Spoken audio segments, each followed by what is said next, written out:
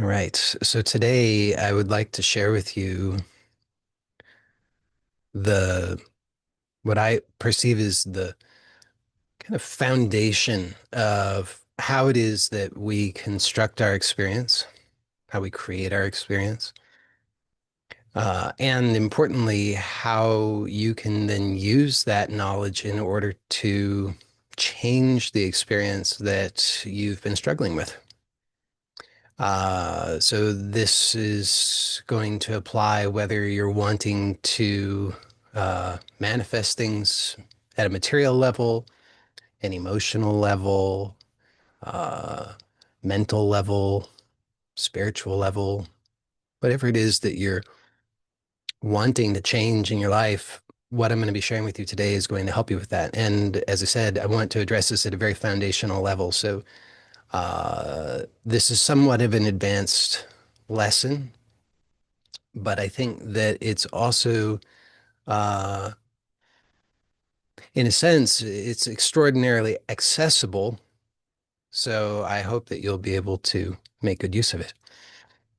So let me give you an overview of what it is that I'd like to share with you. So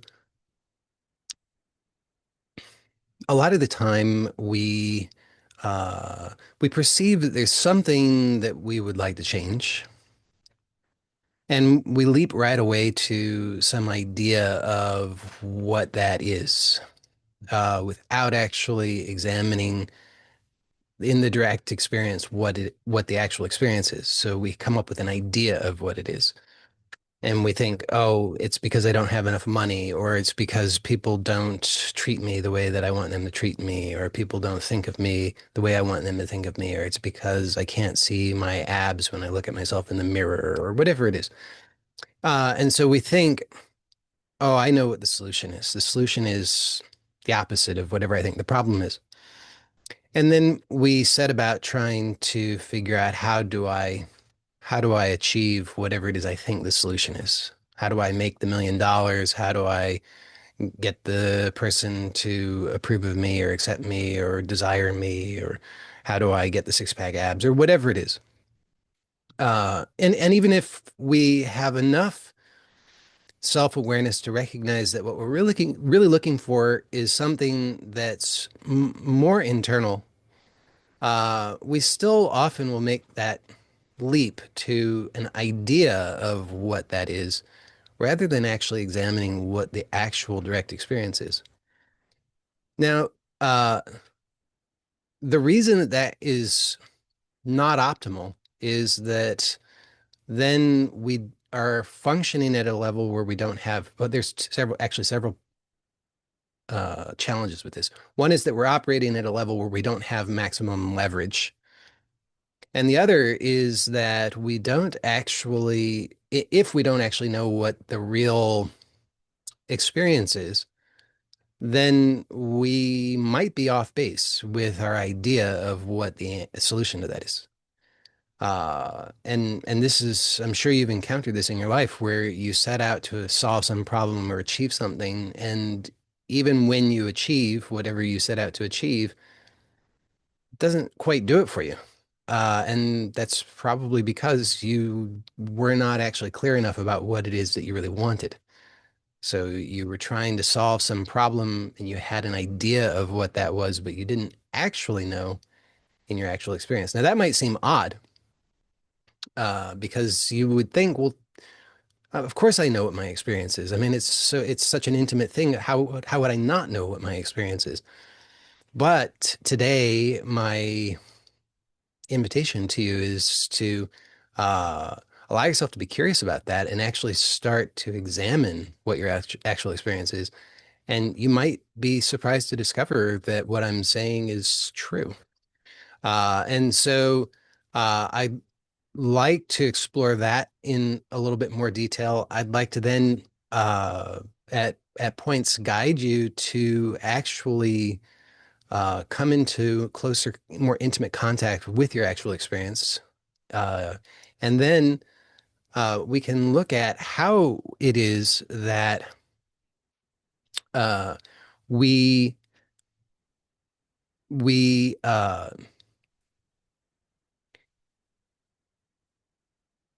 determine that we know something about our experience. In other words, how we construct the narrative that we have about our experience, uh, above and beyond what our actual direct experience is. So we have the direct experience, and then we have a narrative, and they're linked because if you didn't have an actual experience that was associated with the narrative, then the narrative would seem substanceless.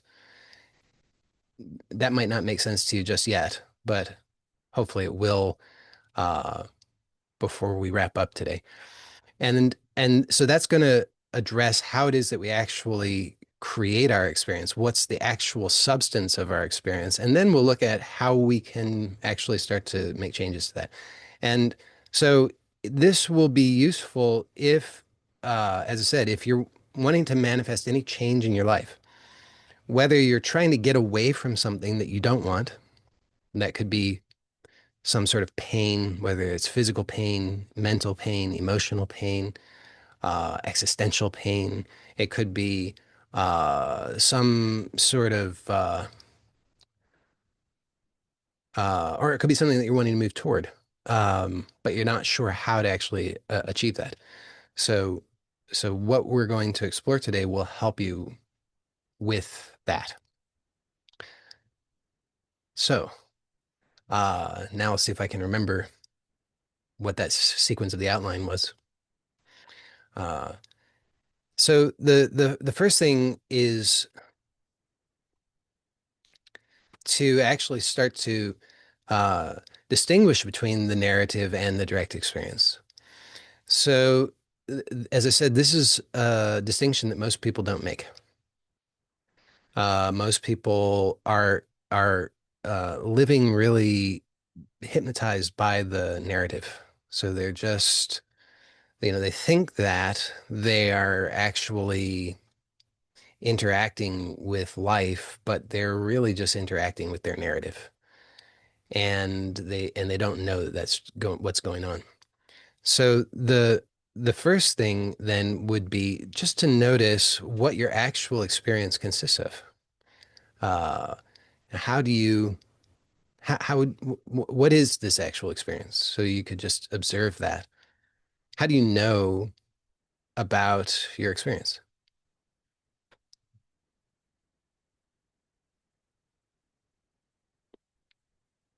So perhaps you notice that uh, there's seeing taking place. So seeing, hearing, hearing is taking place. There is feeling taking place.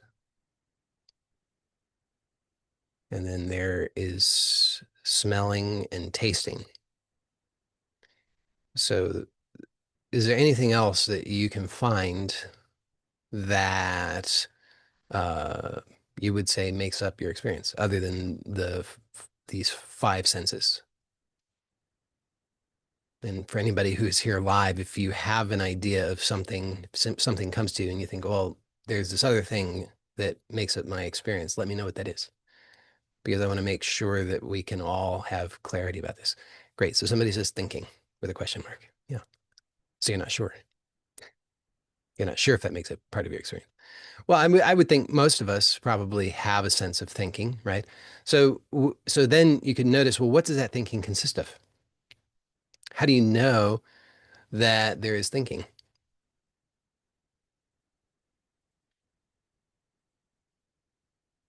And if you observe it, what you would probably notice is that that thinking uh, consists of these five senses. Yeah, the same person says images and sounds in the head. Yeah, right. For most of us, the thinking is primarily visual and auditory. There may be other components, but it would still be other sensory aspects. So you try to have a thought without using any of your senses. You can't seem to do it, right? Because when you have a thought, it's going to be some combination of your senses. Either you hear something internally, like a little narrator who's speaking the thing, or you see something visually internally, Whether that's you see the words written out or you see the mental image that depicts whatever this is. It could be some combination of these things. Whatever it is, though, it's something that involves your senses. So if there's no sensory input, then there's no thinking. Anybody have doubts about that? Because if you do, I mean, I'm happy to take questions uh, later on as well. But if you have specific questions or doubts about this at this point, then it would be a great time to let me know because then I can address them now so that hopefully this can be clearer to you as we proceed. I also saw somebody said that there's a sense of, let me actually just pull this up so I can see. So they said something that is living through me. So that something that is living through me, how do you know about that? And my proposal would be that it also involves your senses. So if you have a sense that something is living through you, then you would know about that because you feel it, you hear it, you see it, you smell it, you taste it. So and I'll put it to you this way, if you didn't have any sensory uh, experience, would you have a way of knowing that something is living through you or that there is a you? So if there was no sensory uh, input, no sensory experience, would you know? And my proposal is you wouldn't. So your experience consists of these five senses. Now, that is somewhat arbitrary to say the five senses because it's like then it gets a little hard to, we could say, well, what are these really like? How do you distinguish between what you see, what you hear, what you feel, what you taste, what you smell?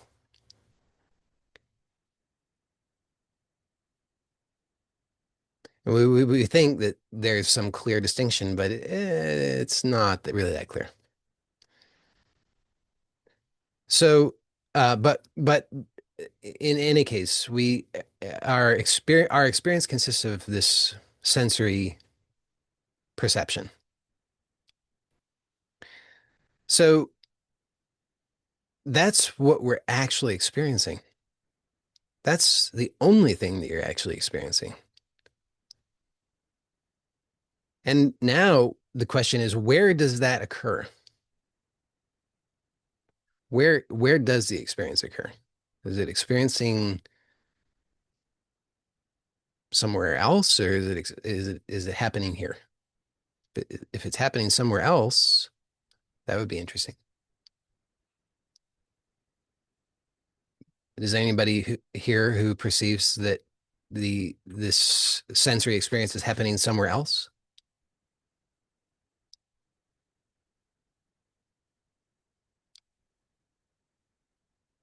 It's happening here, right? So but there's an idea that we have that we've been taught that somehow there's an outside, that there's something happening outside, and that we're interacting with that. But actually, the real experience is that there's only what's happening here.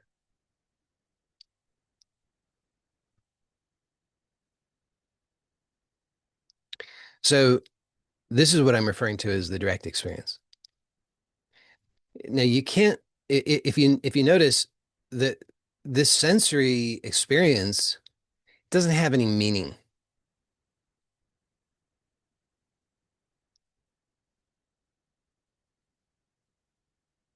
Or we could say that the meaning, any meaning that we believe it applies to this itself it has to consist only of more sensory experience, which itself could only have meaning because of other sensory experience ad infinitum, right? So there's no end to that. It's only just the meaning is only constructed of layers of sensory experience.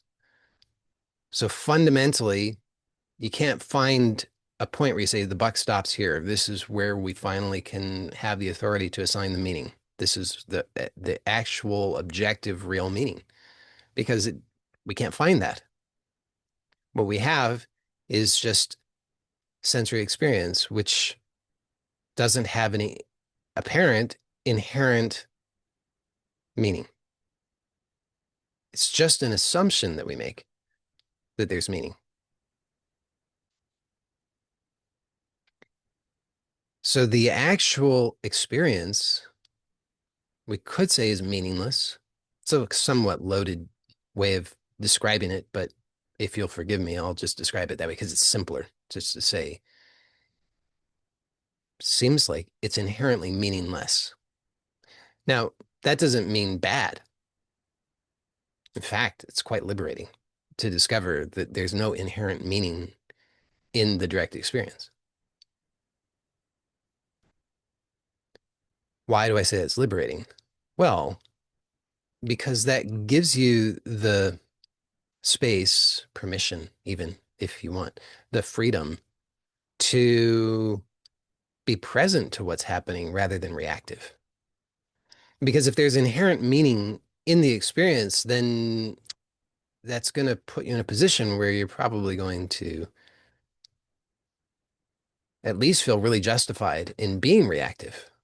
You know, if there's if because if you think about it, in the course of your life, you encounter things that where you have assigned meaning that certain things are let's say inherently terrifying.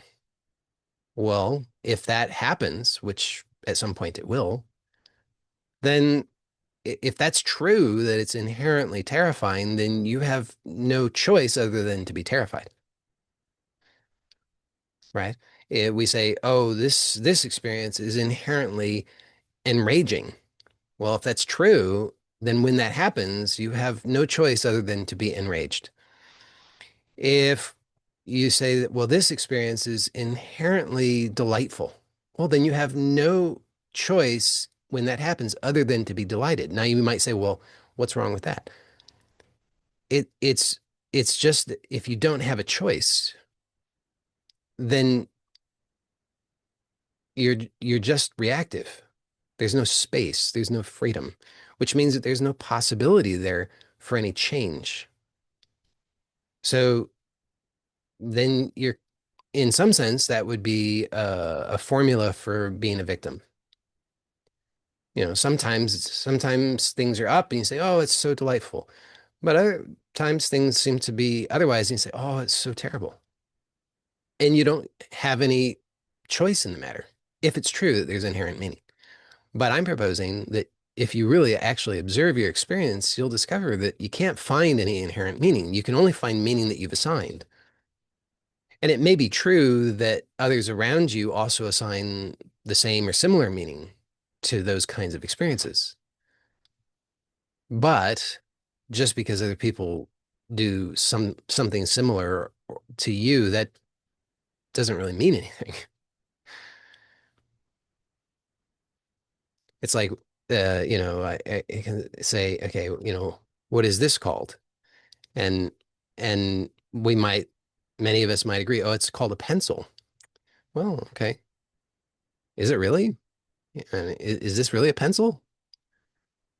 It's just something that we might agree upon, but it's not actually the truth. Now, there's some uh, there are benefits in being able to have agreements about meanings of things because it allows us, if I say, "Hey, could you hand me the pencil?" then you would be able to understand that and maybe give me the thing that I'm asking for.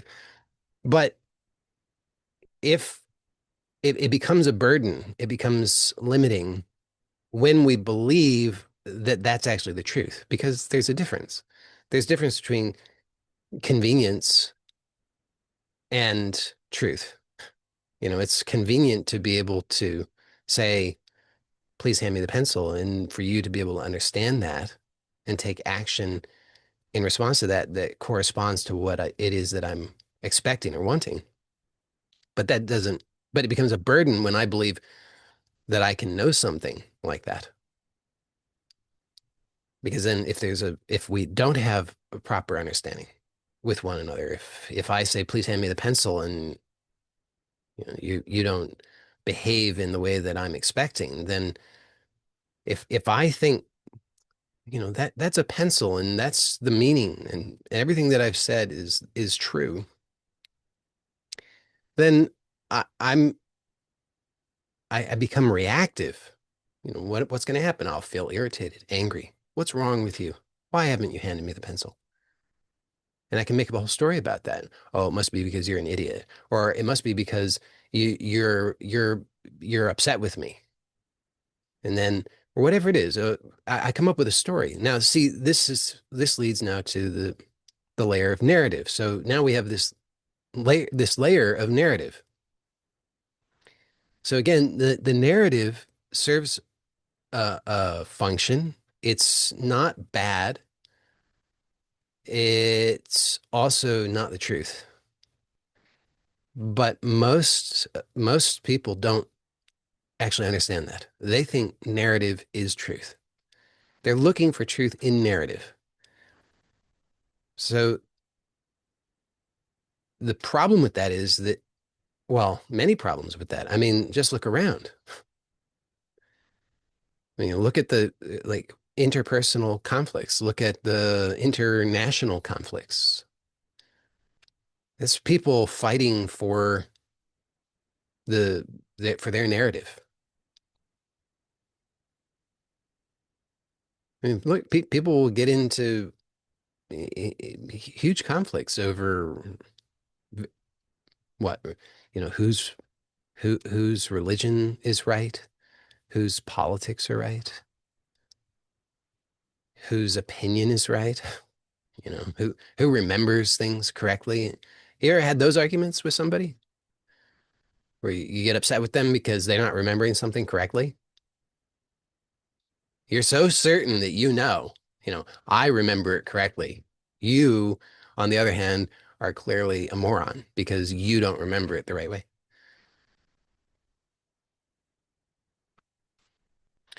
So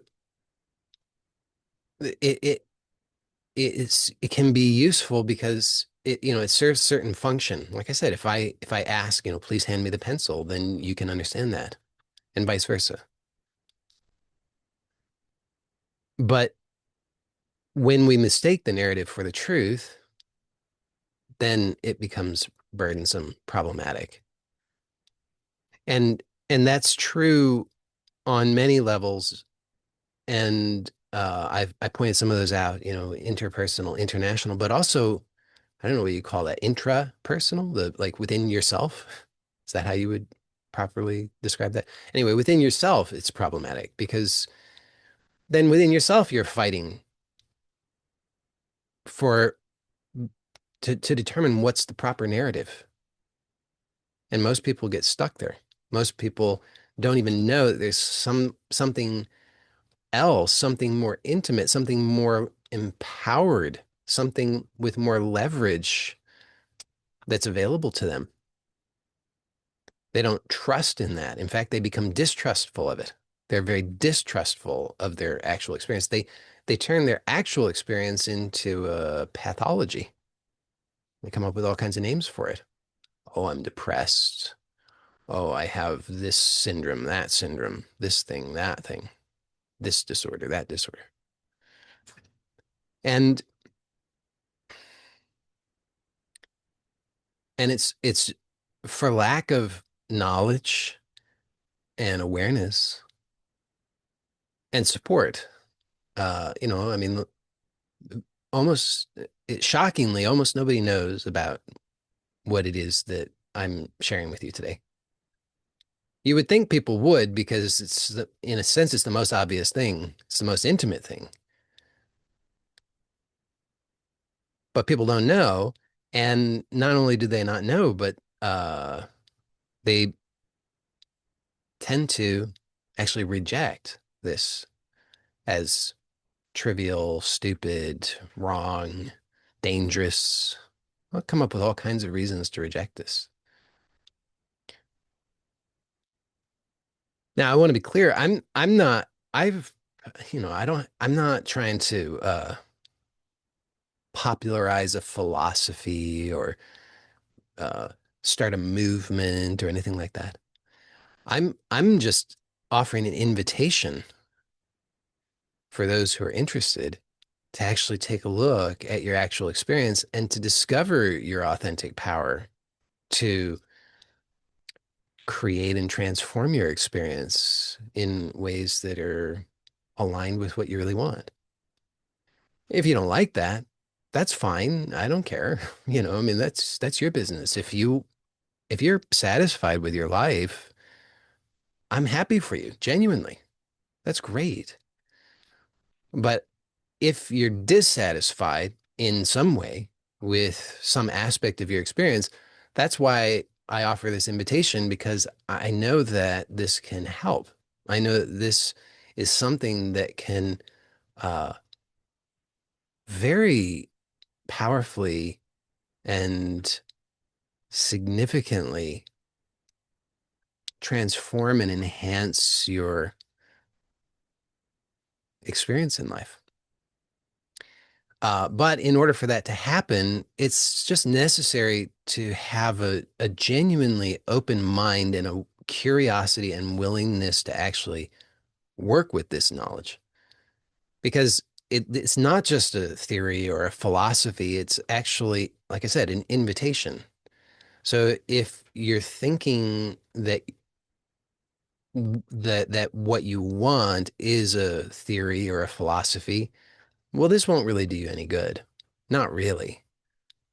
I don't personally think that any theory or philosophy of any kind would do you any good.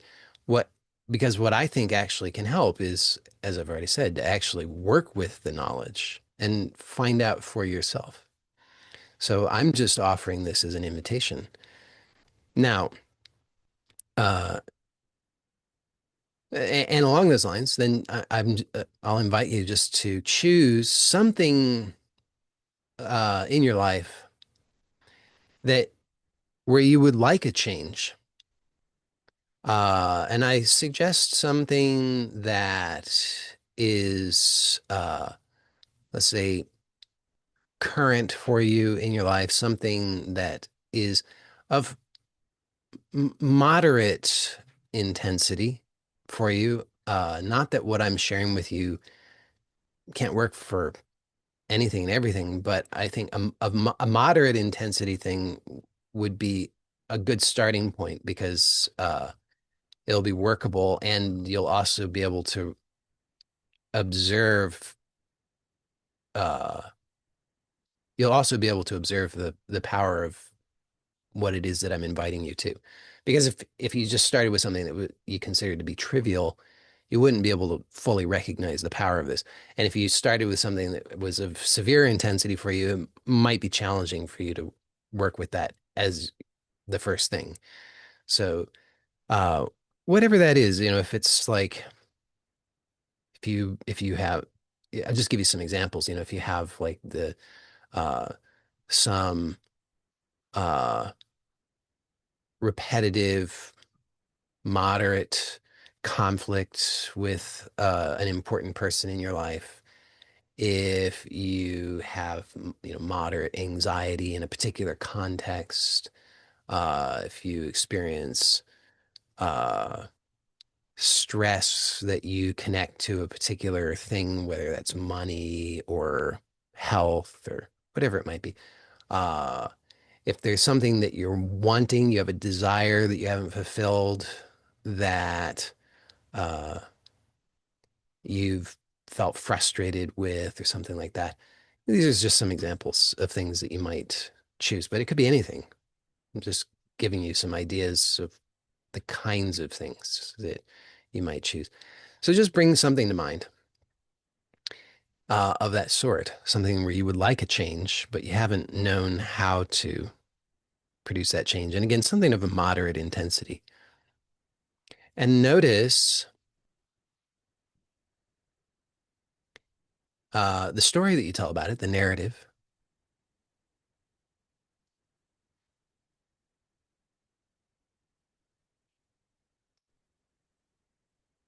And here it's important that you don't try to uh, censor yourself or tell yourself the narrative that you think you should tell yourself, but rather the actual narrative that you really do tell yourself.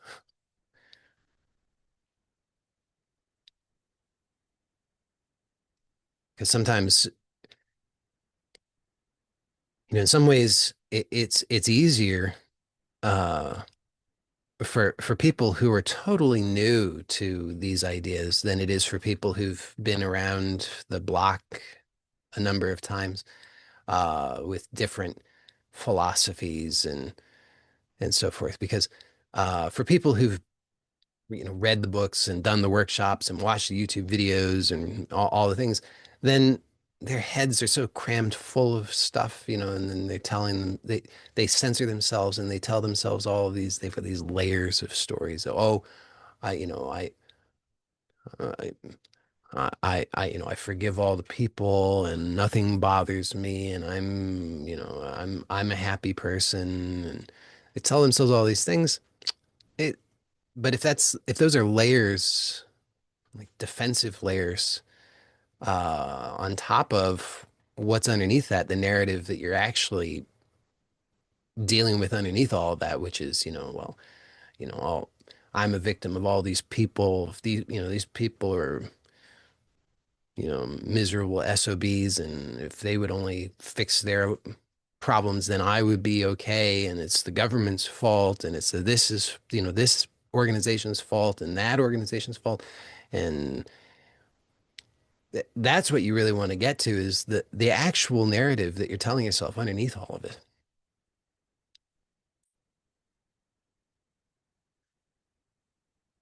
And then notice, what's the actual direct experience? What's the actual experience that that you try to avoid, that you're trying to get rid of?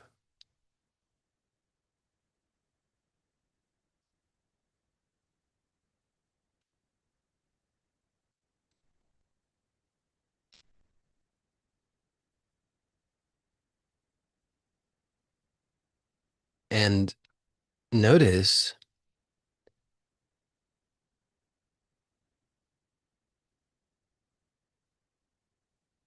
is it, would you say that there is a feeling or sensation that is at the core of that?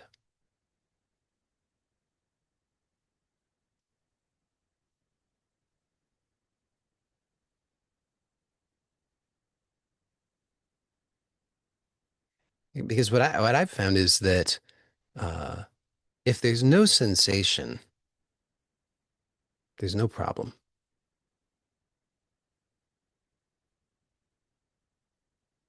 You can tell yourself any story you want. You could have any mental images you want, any sounds, whatever. If there's no sensation, doesn't matter. So I've got some comments seem to agree with that there's a sensation. We got heavy heart and a sensation of pain. Is there anybody who finds that there's not a sensation?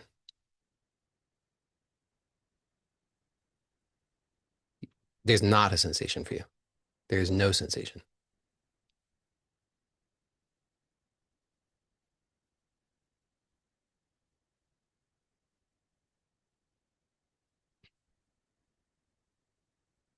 So for you, for the person who says that there's no sensation, are, do you experience that as problematic in any way? That when you think of this situation,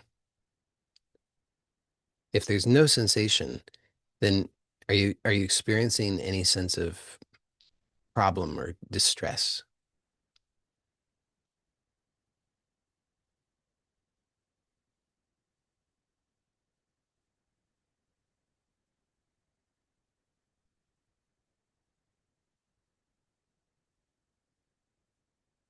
So you say it makes me eating my nails. So take a closer look. What has you eating your nails?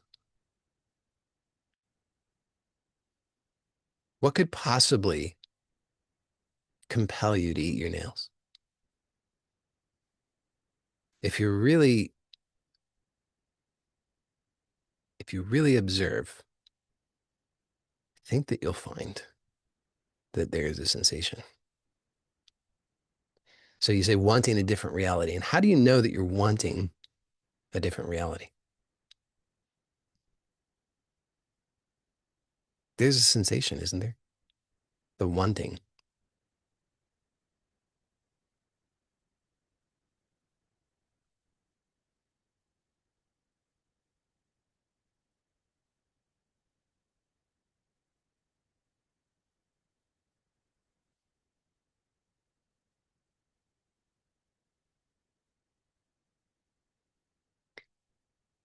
So, and nobody else is saying that they don't notice a sensation. So, yes, you say it makes a lot of discomfort. So the discomfort is a sensation, right? Yes. Somebody says, I feel a bitter taste. Okay, so there's a combination of feeling and taste. So so now, uh, so now notice what this is revealing to you.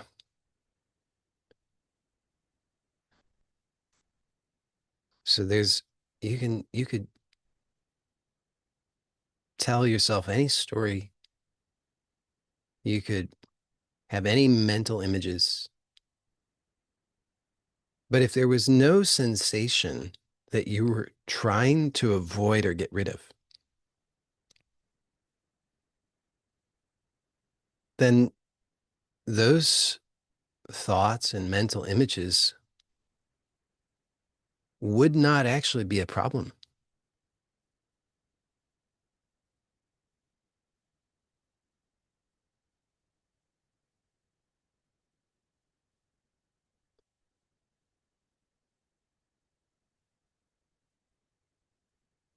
So a lot of the time, what's happening is that we are, I just want to bring this back to what I said at the beginning, so we can just kind of connect the dots.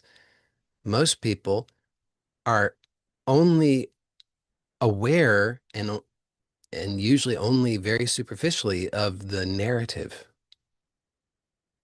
not of the subtle sensations underneath. And they're trying to solve their problems or get what they want at the level of the narrative. But the narrative is not what is actually compelling them to take action. It's the sensation. So, not having adequate awareness of the sensation means people are functioning where they don't have leverage because they're focused on the, so another word for narrative would be story. Uh, the people are focused on on this story, but the story is not what's actually driving their behavior.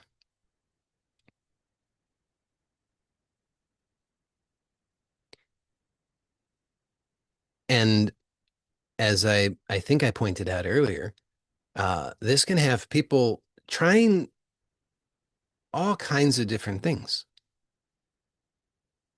because they tell different stories at different times. They read different books, they listen to different podcasts, they talk to different friends and family members, they watch different TV shows, they see different posts on social media. And so they get all these different ideas, different directions to go, different narratives, different stories to tell. So they're trying all kinds of different solutions. But because they actually don't have awareness sufficiently of what's actually happening in their direct experience, it's pretty much hopeless.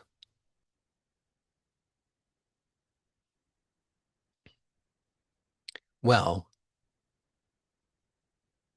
hopefully then you can see the power of actually bringing your attention to what's actually driving this whole thing.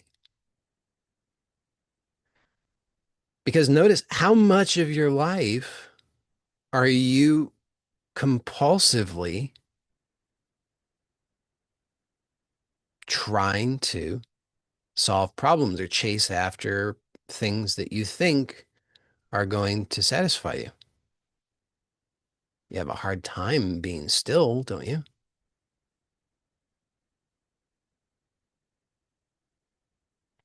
I mean, how long does it take you if you're just wherever you are, whether you're in a quiet room by yourself or you're in a noisy cafe or wherever it is, how long before you're compelled to focus on the next story, to get up and go busy yourself? Doesn't take long at all, right? It's on the scale of seconds, minutes at most. The next thought pops in your mind. Ooh, that's it. If I do that, that will solve my problem. Ooh, if I can just get that thing, then I'll be happy. Oh, I've got to go over there. I just remembered. I've got to do these things. And off you go. Am I right or am I right? Does anybody disagree with me? It's okay. You can tell me.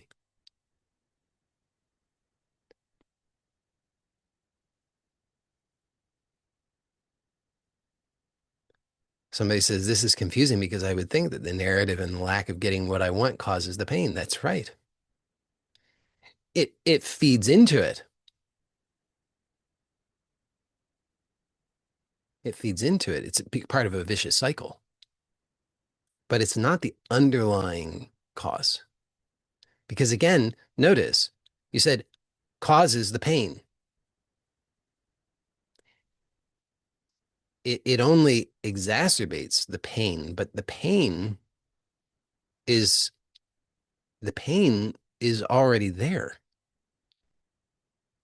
Because why would you have the narrative if you didn't already have the sensation? Think about it. Why do you need to think unless you perceive that there's some problem, that there's some sense of there has to be a sense of lack of some kind, oh, you know, if only this was different. It's the basis of all thinking.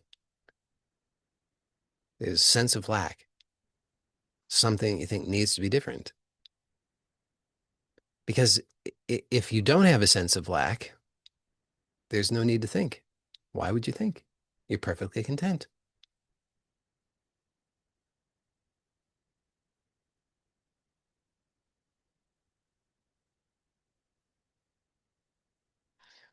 But it is true that once you start thinking about it, once you start focusing on the narrative, then it feeds into that because then it tends to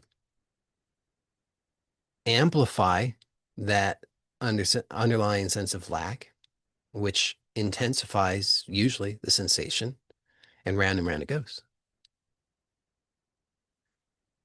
But just notice you've never solved that problem that way. In fact, if you really tell the truth, kind of makes it worse.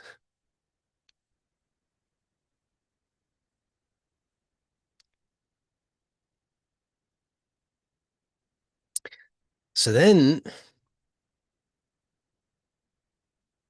now this is where,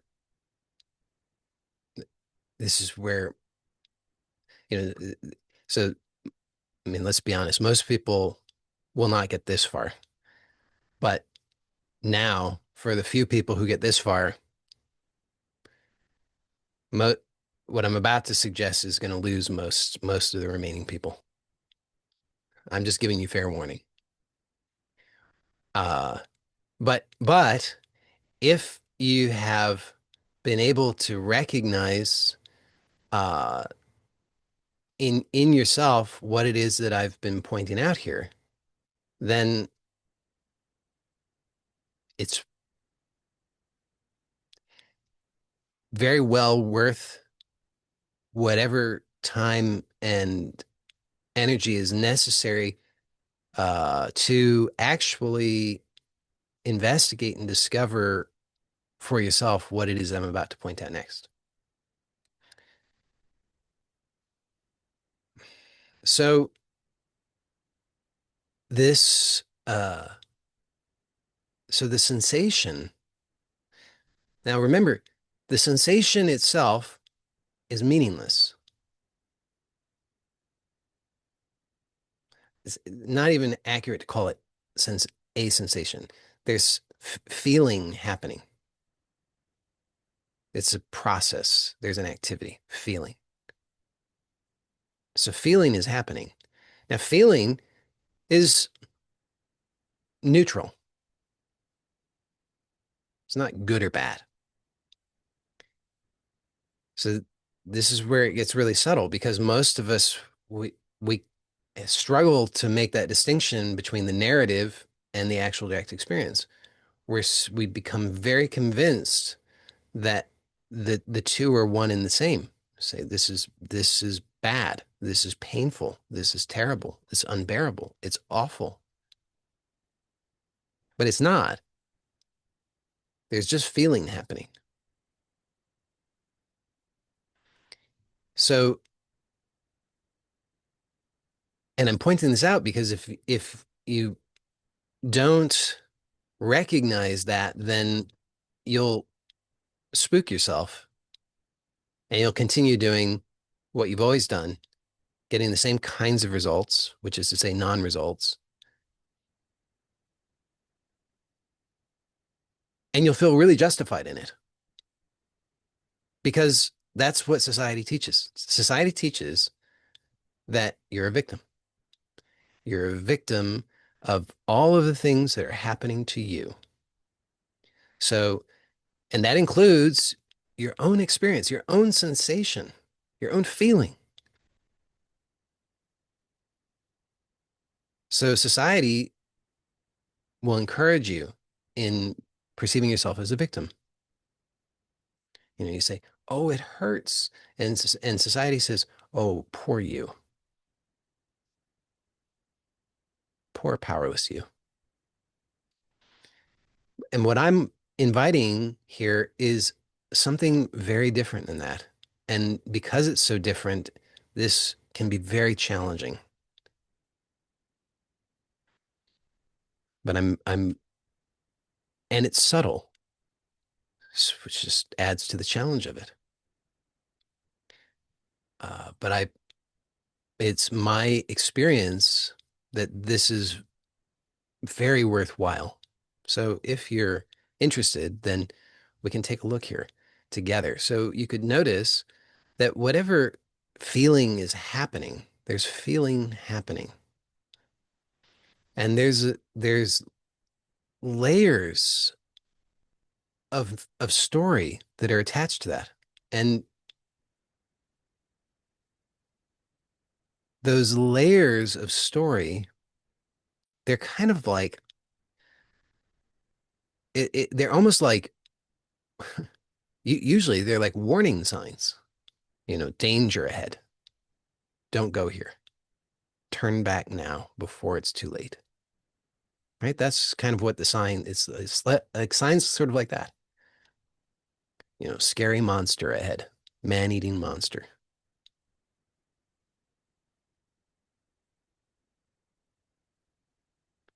And so if you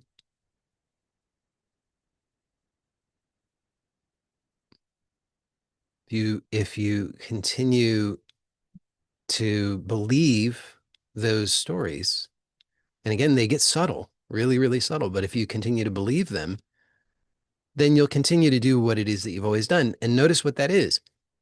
Try to avoid feeling. That's what we've been taught to do. Try to avoid feeling.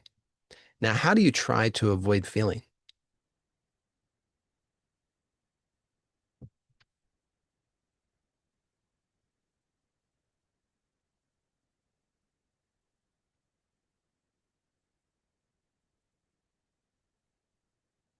Somebody says suppress. How do you suppress?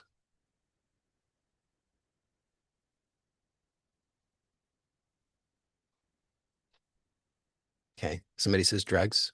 Fair enough. But before drugs, because there's some moment before that, what what what what are you doing? How do you know to reach for drugs? Somebody says anger. And and how do you do anger? So for the person who said suppress, they clarified try to turn them off. And how do you do that? How do you try to turn them off? And for the person who said drugs, they said before drugs, it's not accepting what goes on. And how do you do that? And for the person who said anger, they say they do that with my mind. And how and what do you do with your mind? So for the person who says denying them, how do you do that? And for the person who says distraction, how do you do that?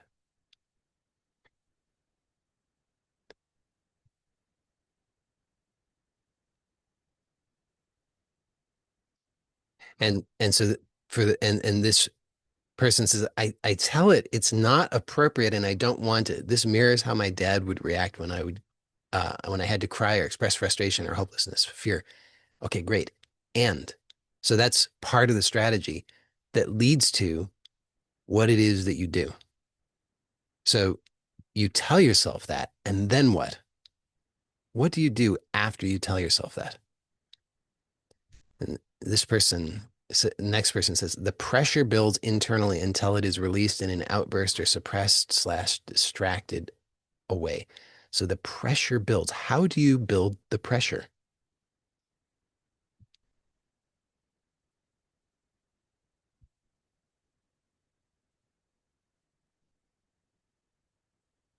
Willpower. Okay.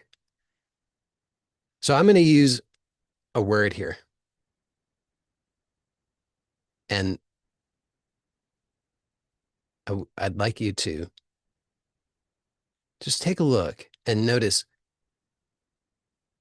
does this describe the underlying mechanism for all of those things?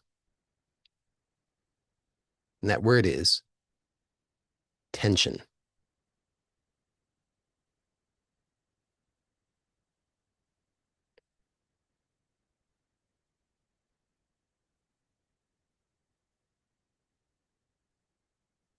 Got a couple of yeses. Anybody say no to that?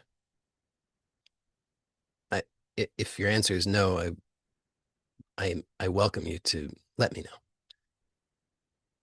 I'm asking because I want to explore this together. So got another yes.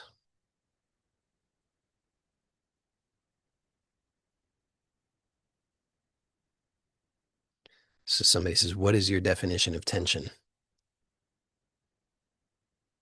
So you could do this. Take your hand, squeeze it. That would be tension. And then release it when you're done demonstrating to yourself what that experience is. So somebody says not noticing tension. So you don't notice any tension.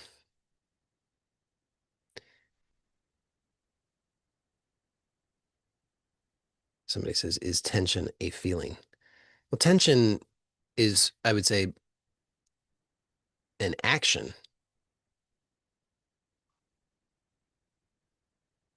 And there's a and then we experience or perceive that, we get feedback um, of that action through in various it shows up in various sensation and then other activities that follow from that. So for the person who is not noticing tension, um, if you so so so try this. Imagine you started with some uh, situation, experience, something that you perceive you would like to change. So something that's not optimal for you. And and try it this way. Imagine that, whatever that thing or situation is, imagine experiencing that with zero tension, totally relaxed, completely at ease. And tell me, how does that change your experience?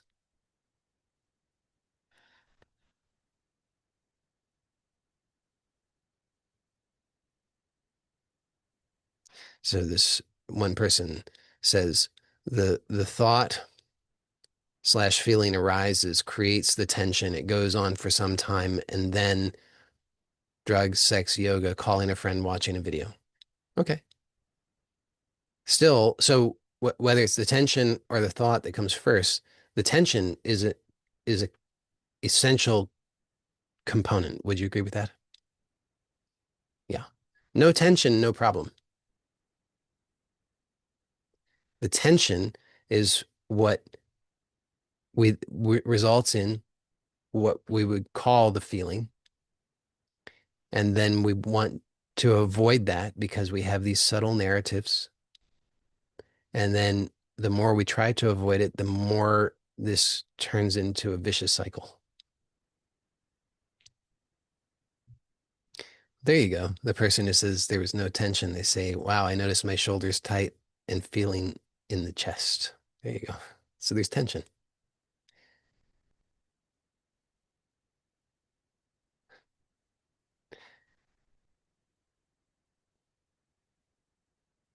So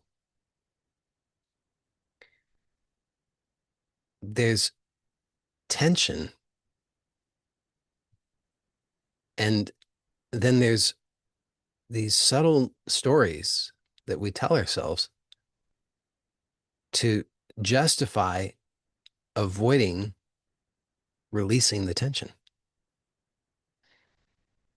So much so that sometimes, for many of us, we we just get lost in the story and just spin around in the story, totally ungrounded. It's hopeless then. What are you going to do? You can't do anything to help yourself because you're completely out of touch with what's actually going on. And this is how most people live most of their lives. It's what society teaches us. I lived that way for the first 34 years of my life. I didn't know that there was any other possibility. Had no clue.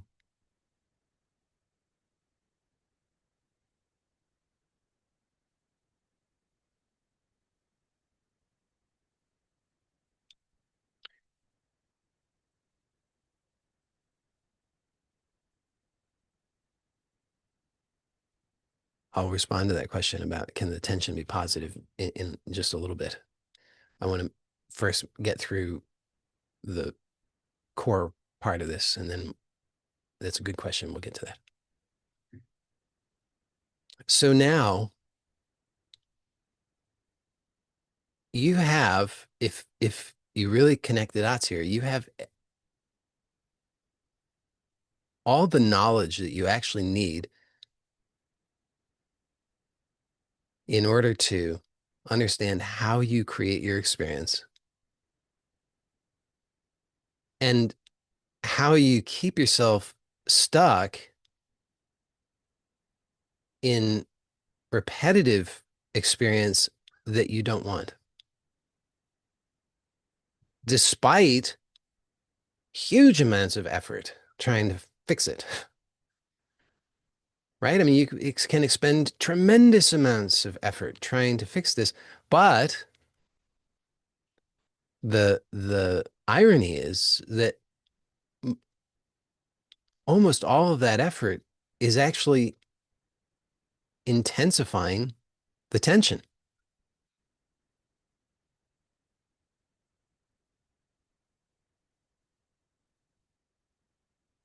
So, what would be the obvious remedy?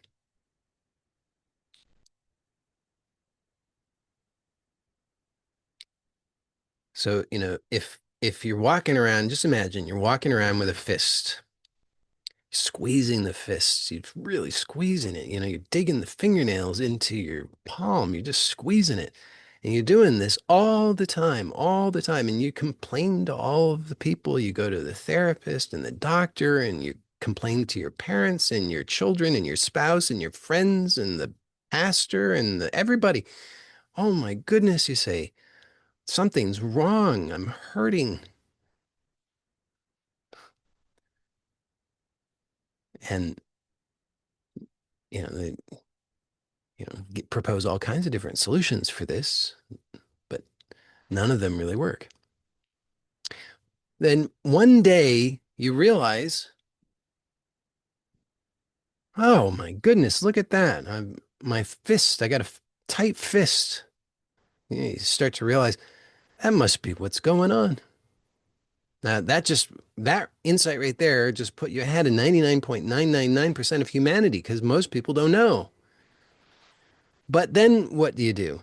Well, if you're like most of the few people who have this insight, you start trying to pry it open, don't you? That's the only way that society has taught you. Use force. Use force. You're trying to pry it open. You're like, whoa, I don't know. I'm not feeling so good. This is hard work. Well, you're working against yourself, aren't you? I mean, who's making the fist? You're making the fist. You just forgot that you're doing it. You forgot how to sense that action, that intention. You forgot how to feel it. So now you're trying to pry it open. You go and buy devices. You're like, well, this is hard work. I'll get a device. It will be AI powered. It will definitely work. You get that one. That one doesn't work. You get the next one. That one doesn't work. The next one. That one doesn't work. You got a whole house cluttered with devices that are supposed to work for this, but none of them work. Well, if you're really fortunate, then one day it occurs to you, wait a second, just like I said, I'm making this fist. Nobody else can be making the fists. I'm making the fist. I just forgot. So it doesn't matter, even if I could pry it open, it wouldn't give me the outcome because prying it open could approximate what it should look like, but it can't do anything to the inside. It can only affect the outside. So by inside, I mean what's actually happening inside that results in that. There's an intention. You just forgot about it.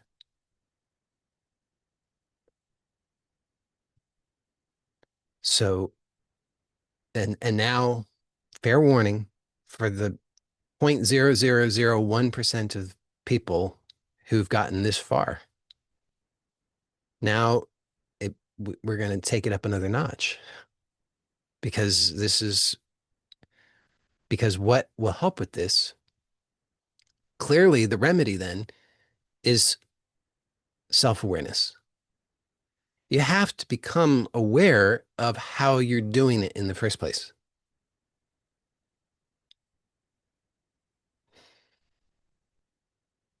Does that make sense?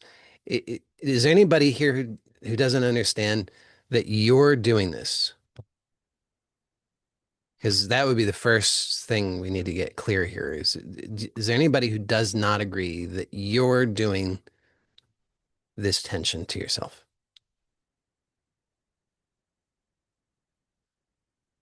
It's okay. I won't be mean. I, I, I, if if you say no, if you say you don't agree with that, that you don't understand that, you don't, that's not, you can't perceive that. Let me know because I'd like to explore that. If that's true for you and you have the courage to say so, then that would benefit not only you, but others as well. But if nobody, if nobody says so, then I'll assume that everybody can uh, agree, can recognize that that's true. It would have to be you, right?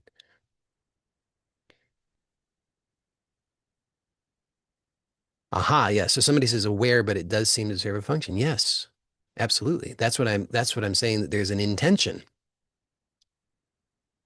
So there's an intention there. And what would that intention be?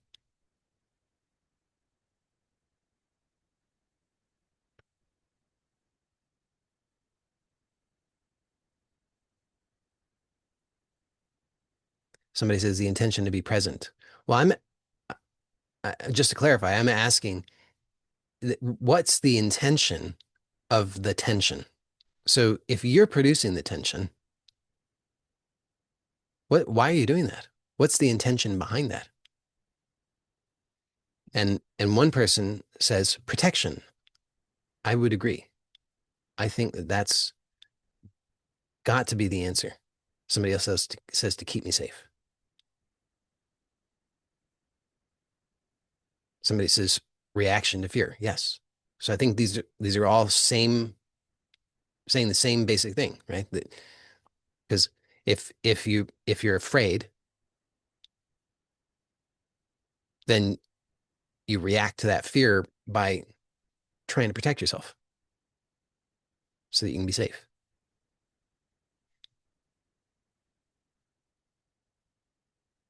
So the so underneath all of this, and this is amazing, really, when you think about it,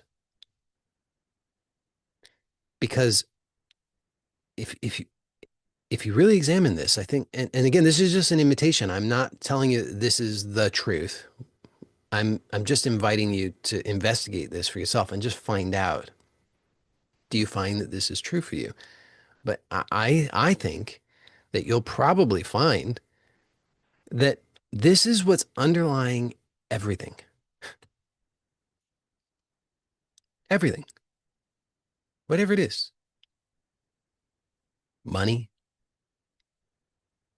relationships, health, existential crisis, whatever it is. At the heart of it is a sense I need to protect myself. I'm not safe. And so we tense up. And thus begins this vicious cycle. And as long as we're focused on what society teaches us to be focused on, then it's hopeless. But when we finally get to that point where we realize, man, none of this other stuff works. None of the other stuff is ever going to work. It doesn't matter how much money I have, how much adoration, how much approval, how much fame, how much power, how much anything. It will never do it for me. Then you start to look in this way. And so it's like you're going back to the source and you're going back to where it all began. which is to say you're going back to yourself. And but as I said, there are these, it's sort of like signs, danger signs along the way that say, go back before it's too late. Don't don't go this direction. But if you are clear enough that this has to be the way, then as you get to the heart of it, I propose that you will discover that what's there is this just a sense of I'm not safe. I need to protect myself. I'm afraid. And then tension. So now, many of you are familiar with the ask framework, which uh, is a very simple framework that I've offered that for dealing with exactly this situation. And for anybody who doesn't have access to that, I've included it as a bonus in the free um, self-awareness course that I offer, which is available on my website. So if you don't already have access to that, then I really encourage you to get it. It's at my website at joeylott.com/SA. The letter S, the letter A for self-awareness. And for people who watch this on YouTube, I'll include that link in the description. But I'll give you a very high level summary of it here, which is we start out by asking ourselves, is there any obvious, present, genuine threat right now? Not a theoretical threat, not a invisible threat, not a potential future undesired outcome, not what somebody's thinking of me. Not what my, number in my bank account. None of those things. Is there actually any real, genuine, obvious threat? I use my standard uh, uh, example of a genuine threat would be if you're standing in the middle of the road and there's a bus barreling down on you. There you go, right? Then that's a real danger. Get out of the way. But the problem is that most of the time we are reacting to these perceptions of danger, and at any moment we might have dozens, hundreds of them. And so we're going through life as though I'm under attack. I'm not safe. I've got to tense up. I got to protect myself. And so asking this question is just to really tell the truth, maybe for the first time in your whole life, and to really acknowledge, you know what, actually, right now, there's no obvious danger. If the if there's no obvious danger, there's nothing that I can possibly respond to. How can I protect myself from invisible danger? How can I protect myself from danger that I can't see or know about? I can't, but I can make myself miserable by holding on to all this tension and then trying to solve it through myriad ways, none of which will actually work because they don't address what's really going on. So first, just to acknowledge, hey, you know what? No actual obvious danger. So I could just continue to do what I've been doing my whole life, which hasn't worked, which has only made things worse. Or instead, I could choose a different approach, just as an experiment, just to see what happens. And what would that be? Well, it would be to actually keep my attention here and to notice myself as subtly as possible and to invite this possibility of letting go. And I've offered a number of methods for approaching that: breath awareness, the active relaxation method. Fundamentally, though, the essence of it is to be aware of yourself and just to allow for this possibility of openness. So you're not trying to pry anything open. You're not trying to force the tension to stop because that ends up being counterproductive.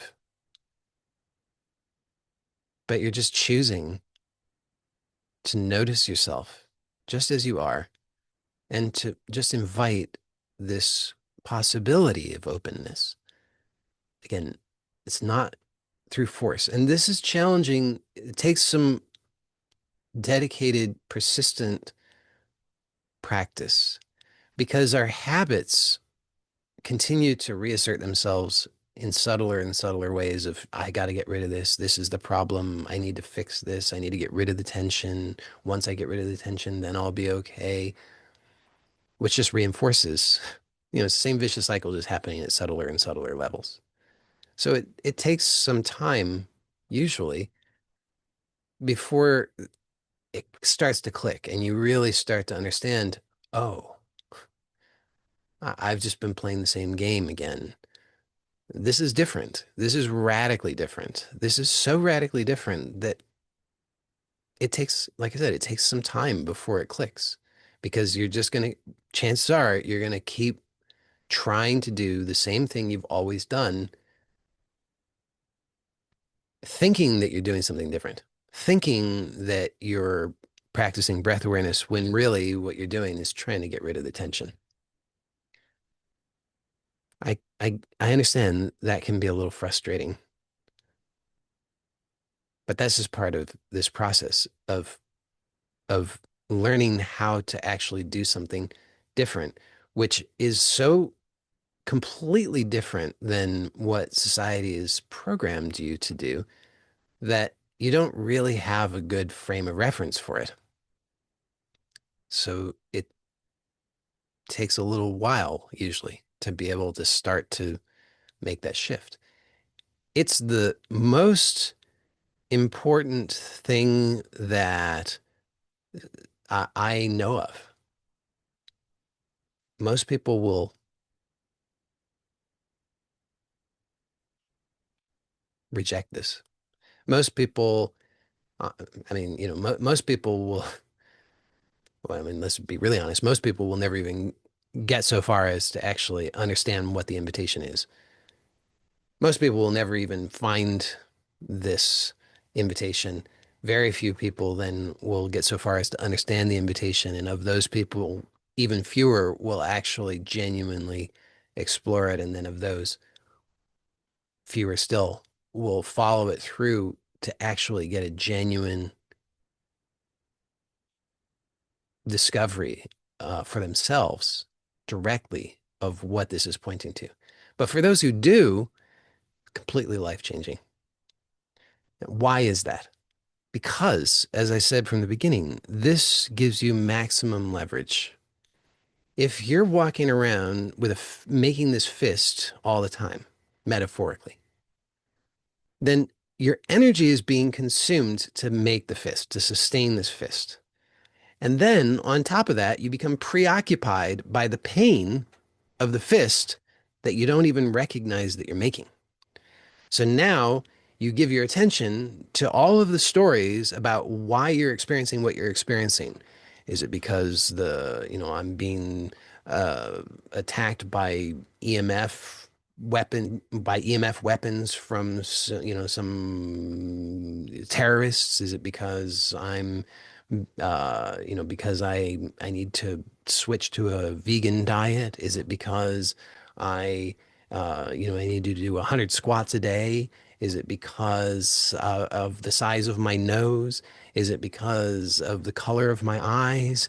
Is it because of whatever? And you'll go on and on and on trying to figure it out, and none of that will work. And it just uses more and more of your energy. Then what happens? Well, you feel exhausted, frustrated, desperate, depressed, angry. But you can't do anything to help yourself in that state because you lack fundamental awareness of what's actually going on. So then notice what a total shift it is to actually notice, first of all, oh, look at that. I'm doing this. It's none of those other things. It's this. That, just that alone immediately makes a big difference. Now you're still making the fist. You still don't know how you're making the fist. There's still significant work to be done here to gain adequate awareness to make a fundamental change, but at least you're no longer lost in the high level narratives, wasting your energy and your life force on things that will never help you. So that right there, huge change.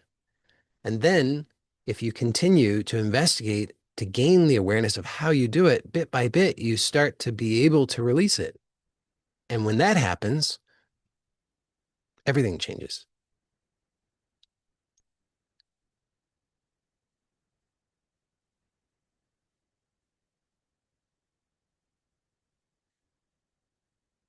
That's obviously, it's a metaphor. Metaphors are limited. I'll just extend that metaphor a little bit just to, I think, paint a slightly more honest representation because that in that metaphor, it would seem like, well, once you can release this fist, then life is going to be smooth sailing, rainbows and roses. But actually, for most of us, I mean, it could happen, but for most of us, it's more like you release this fist and then you realize, oh my goodness, I'm doing the same thing with my other fist. And then you release that one, and you're like, oh my goodness, I'm doing the same thing with my left foot. Oh my goodness, I'm doing the same thing with my right foot.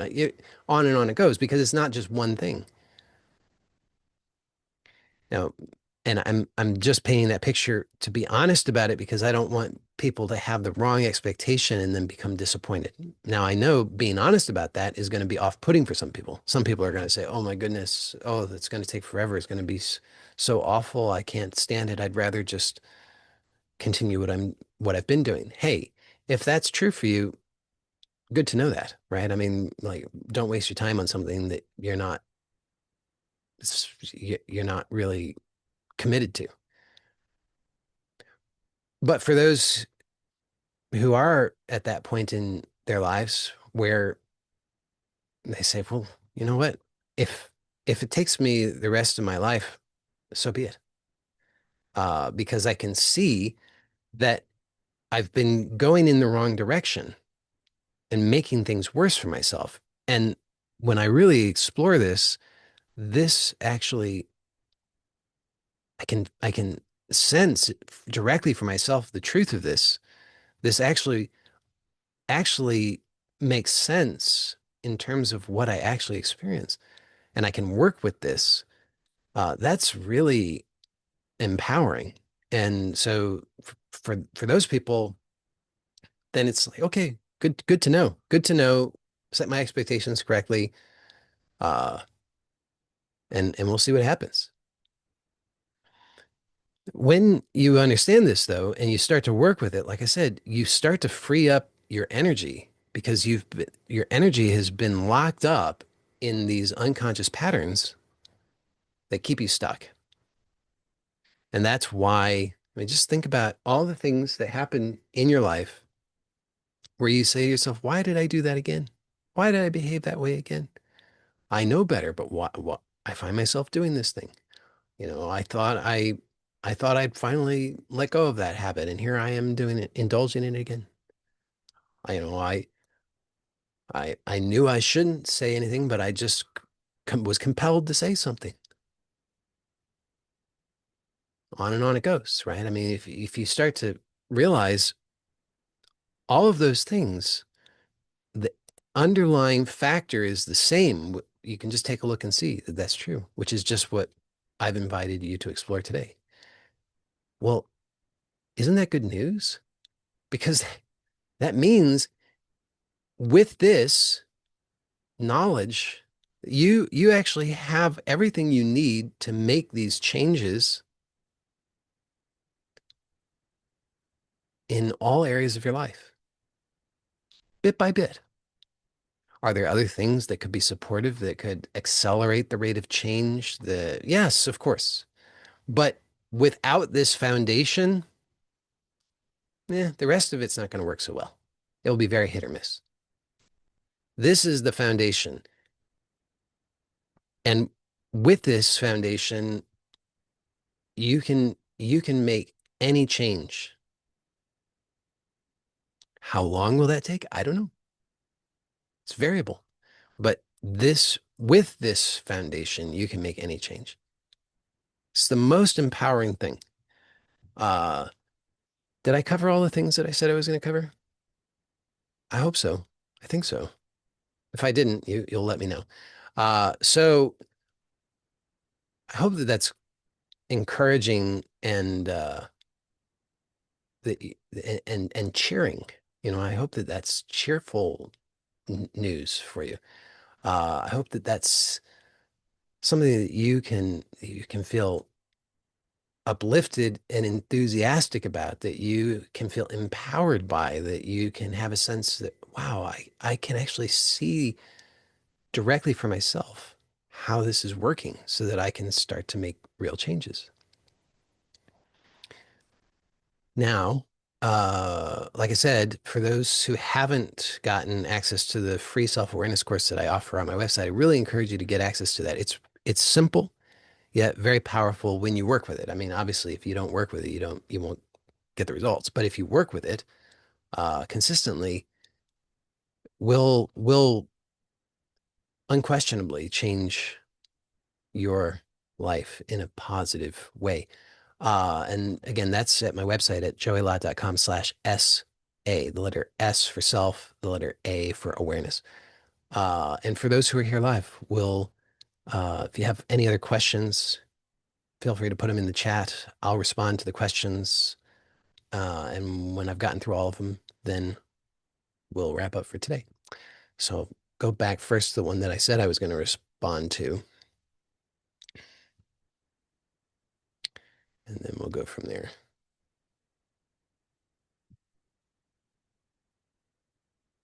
Now I have to find where that was.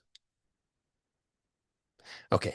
Yeah. This person asks, can the tension be positive sometimes when putting the muscles in tension when workout? Yeah. So everything exists. Everything that exists in nature uh, is let's say it's fundamentally neutral, but not but never uh, without function or value.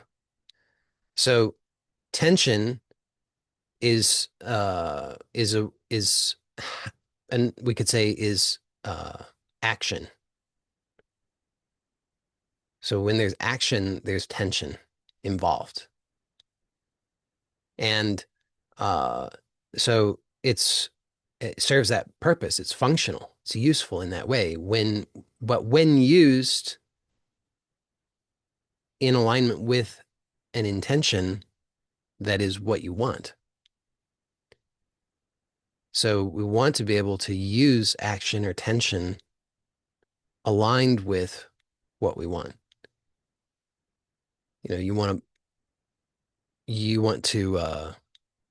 like use my example with the pencil, right? You want to write something, you're going to reach for the pencil. So there's tension involved in that, but it's purposeful, conscious. You want to achieve that. Then, but you only want to exert as much tension as is necessary in order to achieve that outcome, and no more. And you want to be able to release that when it's no longer serving that function. Uh, Now, in with what it is that I've shared today, of course, there's a function, which is to protect oneself. But, but the problem is there's no actual threat. So there was at some point there was a perception of a threat, but then we didn't know, we weren't able to release that. We didn't know how to release it. And so it just became this perpetual sense of a threat, perpetual tension. So we want to be able to release it when it's no longer aligned with what we actually want.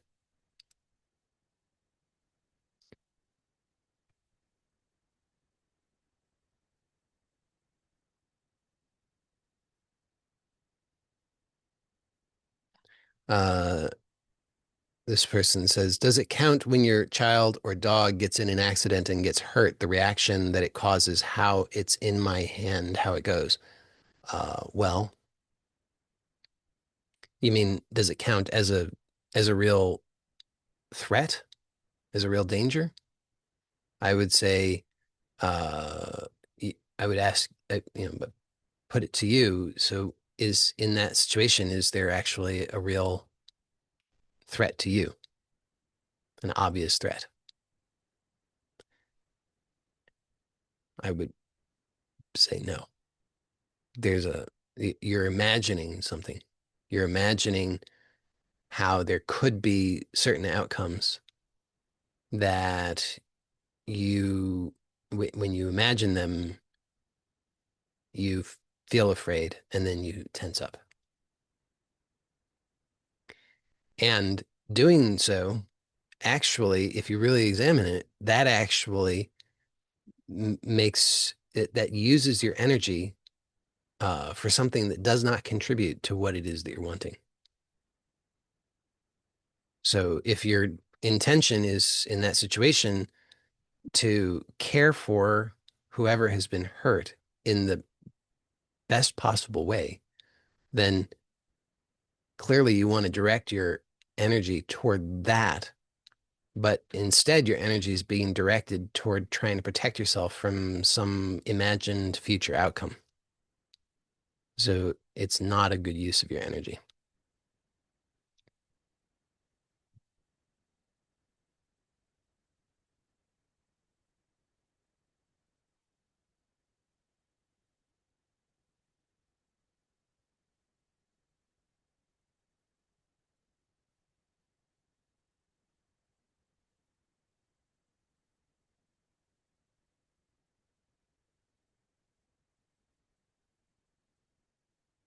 Somebody says, I notice that when I let go, I move from my head and feel from my heart. I also just think in my mind allow without requiring anything.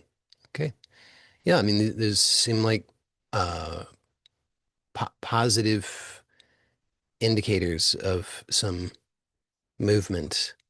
Uh, you're finding like signposts along the way that are helping that to become a more familiar experience for you, which is great. And I would just also suggest um, that hold all of that very lightly because uh, as you become more knowledgeable about your how to let go, uh, those things will shift as well. And so if you still are thinking, oh, I should, it should be like this. I should have this experience where I move from my head and feel from my heart. And if that doesn't happen, then you think, oh no, something's going wrong. But uh, as that will shift at some point, and maybe it will shift back to it. But I'm just saying, as trust, continue to trust as things open up for you.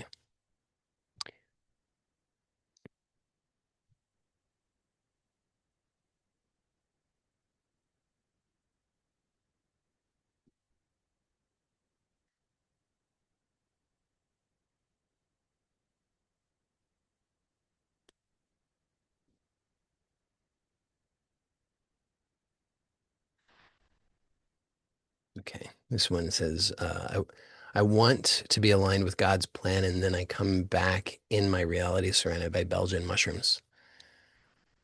Does that mean, is Belgian mushrooms something? What does that mean? Is that, are you referring to people or actual mushrooms? You'll have to clarify for me. Somebody says, can you elaborate about how the fact society doesn't help you to be yourself is helping you to be yourself? You talked about it recently. Yeah. So, uh, it's, it's, so if society, uh, society's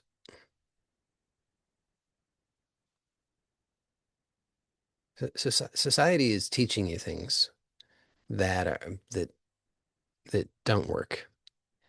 And uh, so in that sense, it is pointing you to discover your authentic power within yourself and to learn to trust in that. Because uh, our tendency is to look outside for some external authority.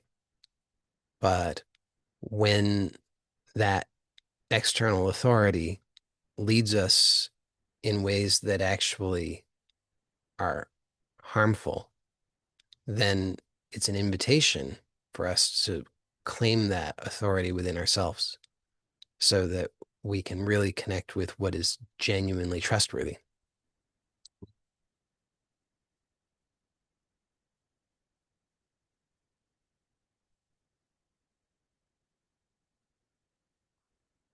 Yeah, I thought that's what you maybe meant, Belgian people. So, so the comment was you want, let's say, this greater possibility, but then you uh, find yourself surrounded by a certain kind of uh, energy. And so you can notice then, going back to the start of this exploration today, that all of that is actually happening in you. The actual experience is happening in you. And then there's a story that you tell, which is it's about these people. And uh, that story has not actually worked out well for you. It hasn't provided the solution to the supposed problem. So instead, if you, I mean, you could continue to do the same thing expecting different results, but that probably doesn't make a lot of sense. So as an alternative to that, you could acknowledge this way that the story that I've been telling myself doesn't help me.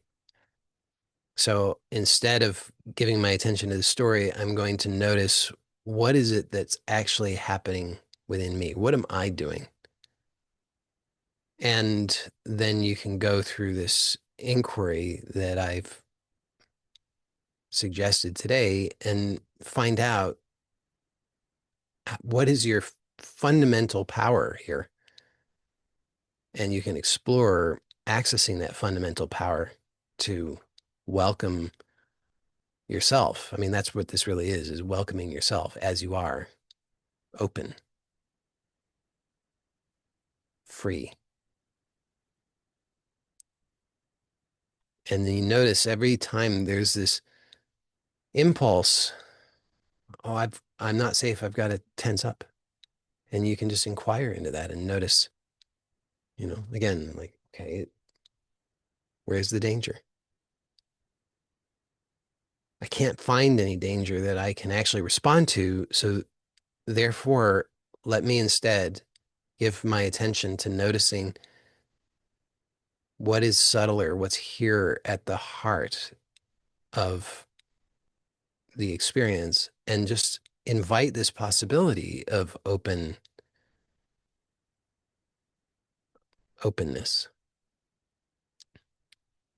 And as you continue to explore that, find out how does that transform your experience? I think I'm proposing you will find that it is very transformative.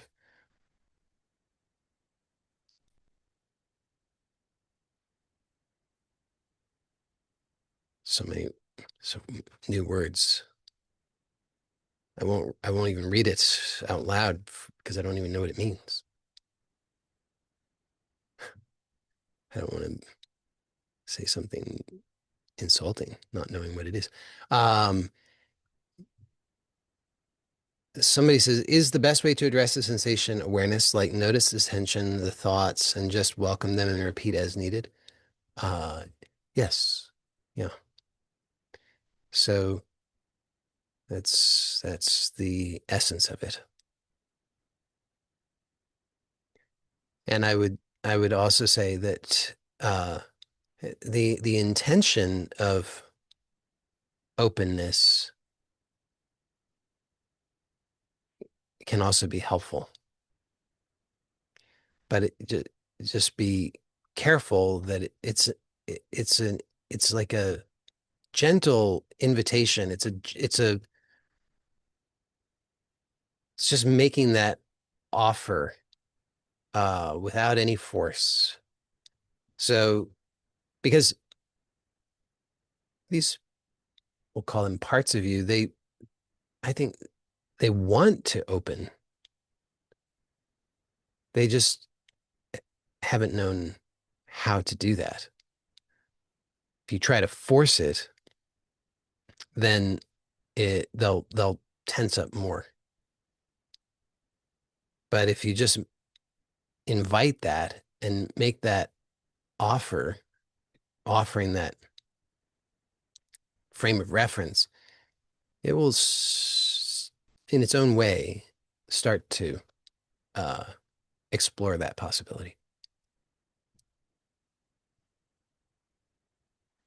Somebody says, how can we trust it? How can we trust ourselves?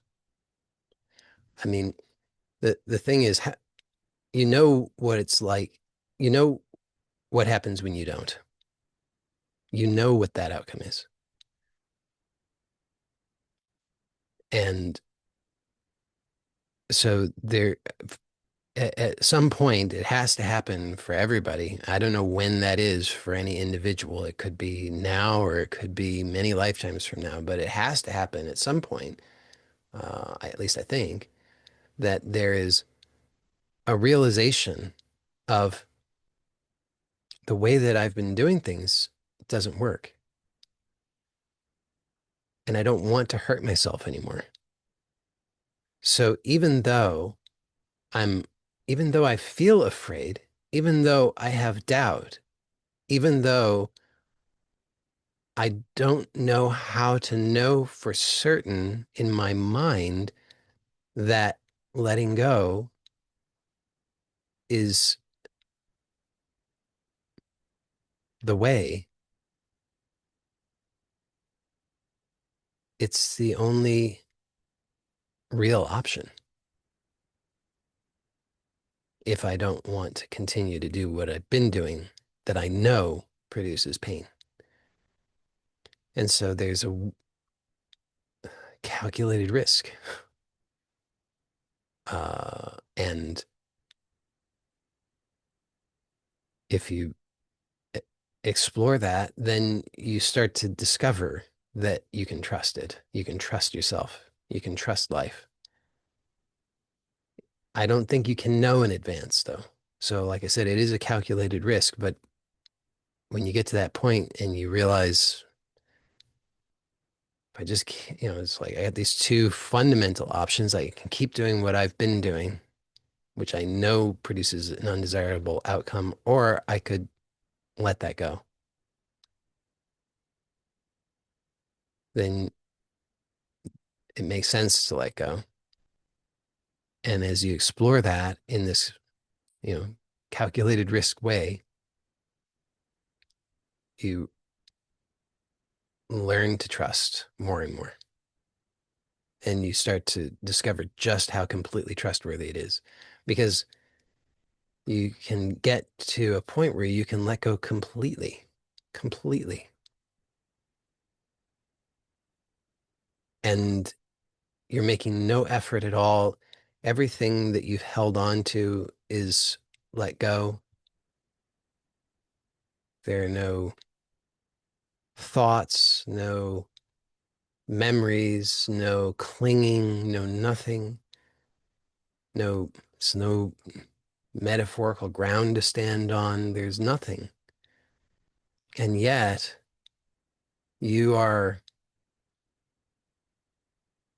the,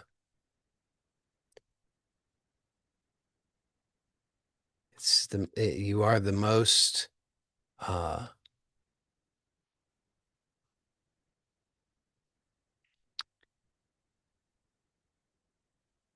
I'll say happy, that it's infinite happiness. It's boundless happiness, okayness, which you've never experienced in any other context ever. Doesn't matter how ecstatic you've ever been, uh, it always had a limit. There was always a boundary to it. It was always conditional in some way. But when you finally can let go completely and you discover that what's here is this boundless happiness, then you know that it's trustworthy.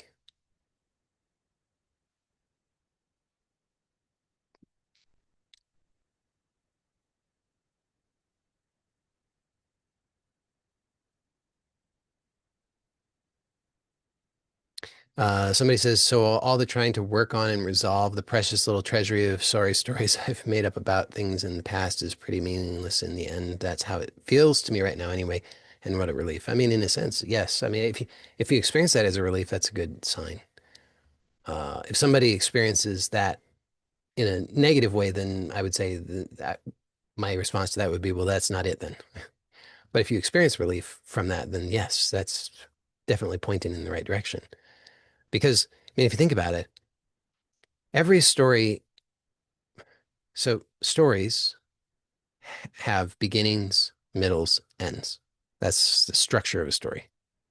Sounds overly simplistic, but it's just like that's the truth. Beginning, middle, end. It has to be framed in that way. And uh, so there has to be an end. Has to be to every story. When will that be? Well, if you don't like the story, how about now? Like how much longer are you going to hold on to it? Why not let it go now? Um, and because, like I said, there has to be an end. It's just most people cling to them for such a long time, and so it is a relief to realize I don't have to cling to it. I could let it go.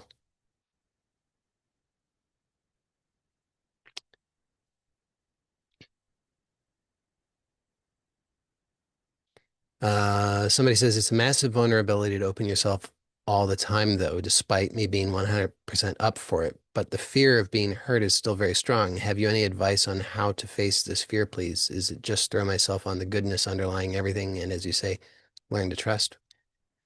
Uh, well, I would say that if you, it's, it it's sort of like, I think you have to know yourself. Okay, so if you think about if you've ever, if you've ever taken a hot bath, uh, then you might have the experience that if you just plunge into the bath, it's too hot and you don't trust it. You start to have fears and worries and you get uncomfortable. And then you end up getting out and you can't really relax and enjoy it. Of course, some people are different than that. Some people they're all for it. They just plunge in. But if you're one of those people, you say, "Oh no, I can't. I'm too uncomfortable. I'm afraid." Then, uh, hey, take a different approach. Ease into it. You just put your toe in. Once your toe acclimates and you feel safe and comfortable with the toe in, you know, put a little bit more of the foot in. You just kind of ease your way into it, and you might find that that's much more relaxing and comfortable for you. So know yourself in that regard, and uh, and in a very similar way, if you feel like oh, just letting go I feel too vulnerable. I don't, it seems like too much. I feel overwhelmed. Well, then maybe that's feedback letting you know, ease up. I mean, if that's not the approach for you, which I haven't, just to be clear, I was not advocating for that. I'm just advocating for being aware of yourself and letting that guide you because you know what you really want. And there's an intelligence in you that will guide you to allow yourself to experience and open to what it is that you really want in the optimal way for you if you trust in that. But most people will override that with because they've got some old beliefs that say this is the only way to do it. The only way to do it is I've got to, I, I don't, just uh, be exposed and uncomfortable and just do it that way. I, I don't know if that's true. It's certainly not the only way. And if it's not true for you, then it's not a good idea. But if you're just aware, if you're just cultivating self-awareness and you then and you trust in that intelligence within you to guide you, then you'll find the optimal way for you, whether, like I said earlier, whether that means whatever that means. It could mean that you snap your fingers and you're just, you know, pure awareness bliss, one without a second from here on. Uh, or maybe it looks different than that. Maybe it's just moment by moment, day by day, bit by bit. You're just aware of yourself, inviting these possibilities of openness, allowing whatever it is that shows up in the most, gentle and loving way, and trusting in that, and just letting that unfold.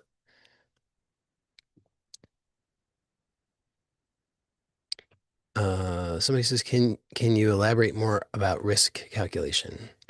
Uh, yeah, I mean, it's similar to the last question. So you have to know what your tolerance for risk is. Different people have different risk tolerance at different times. So uh, there's not exactly in that regard, there's not a one size fits all way to apply this knowledge. Uh, but there's an intelligence in you that knows what is optimal for you, and you can just learn to trust in that. So, I mean, there's as long as you perceive that you are something, then uh, then there's going to be a sense of risk, and that's unavoidable because if you perceive that you're something, then that something could be endangered. Uh, and so anything that you do or don't do is risky as long as you perceive that you are something. So examining, questioning, who are you, which is basically what this invitation is about, uh, is a way of stepping through that risk or perception of risk in one step at a time. Uh, so I guess it would just be to start by acknowledging that as long as you have a sense of being something, then there's risk inherent in that, or a sense of risk. I don't know of a way to avoid that. Uh, but if you acknowledge that that's true, that there's an inherent sense of risk in perceiving that you are something, uh, then it seems sensible to me to then examine, who am I? Because that allows you to start to uh, process through that sense of risk and get clear on what is the actual risk. So I would recommend doing that in a way that is it's there's kind of an edge in this process. You you don't want to be fully comfortable exactly, because if you're comfortable, then uh you're you're staying within what you think you already know. So you won't actually get the benefits that way. But you don't want to push so far that it's unmanageable. So you want to find the edge where there's going to be some discomfort, but it's manageable for you, which is again similar to what I was responding to the previous question about. So, if you feel too uncomfortable, then you can't really, that's not manageable and it will end up backfiring. But if you say, oh, I just want to be comfortable, well, then you're staying in your comfort zone. You're not actually making any changes. You're not really doing any honest inquiry. So you kind of want to find that sweet spot where there's some discomfort, but it's manageable. And uh, so, I mean, ultimately, there's nothing that's, in truth, nothing is being risked because it's sort of like, imagine that you are dreaming, and in the dream, uh, somebody says, they, they want you to loan them your entire life savings, every single last cent that you have. Uh, so you say, well, that seems very risky. So in the dream, you're worrying about this, trying to figure out, stressing, should I do it? Should I not do it? How much risk am I willing to take on? But when you wake up, what risk was there? It was a dream. There was no risk. It's just dream money. It was a dream character, dream world. There was no risk. Didn't matter what the outcome was because nothing was really risked. It was just a dream. So that's really the truth anyway. This is a dream. Your idea of yourself is a dream. All of your ideas about all of this is a dream. So what's being risked really? Nothing. Nothing really. Um, but within the dream, of course, it seems like there's risk, but you're wanting to wake up from that dream because you're presently hypnotized and you mistake the dream for reality. So in order to wake up, then you're examining that risk and bit by bit dismantling the sense of risk through this inquiry. So so there's no real risk, but there's a perception of risk, and I would just advise working through that risk in a way that seems manageable to you by finding that edge where you're not comfortable, but you're not too uncomfortable either. Somebody says, is there such a thing as letting go too much? Can letting go too far? Well, similar to the previous questions, uh, you you can, I mean, in truth, no, but there's also in practice what's going to be workable and manageable for you, and only you can know that. So I'm not, I don't think of myself as being an aggressive, particularly aggressive person or advocating for aggressive approaches. So, uh, and certainly that's not what I'm trying to advocate for here. The So if you feel too uncomfortable, if that's unmanageable and unsustainable for you, don't do that. Ease up. Because if it's not manageable and sustainable for you, then you're only going to end up reacting at some point and you'll just swing to another extreme.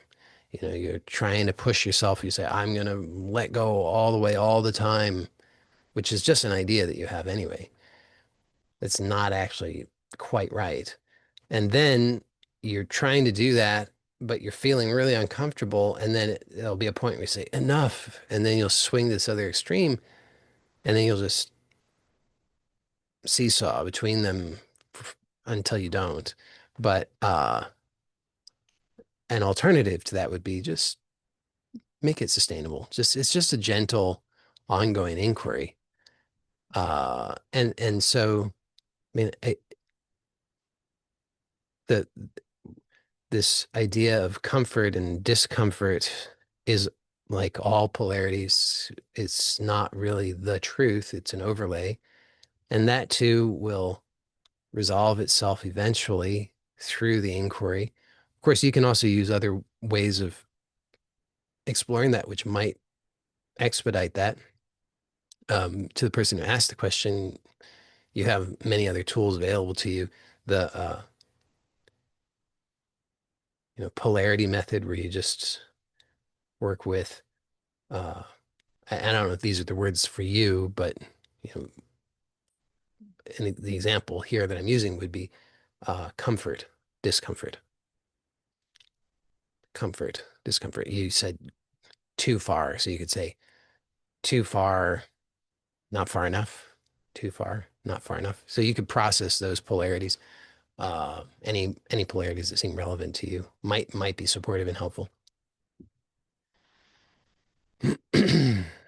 Somebody says, on the contrary, you could approach it like jumping off a diving board for the first time and then realizing it's not that bad. Yes, you certainly could. And again, it depends. You have to know yourself. So if that works for you, awesome. Uh,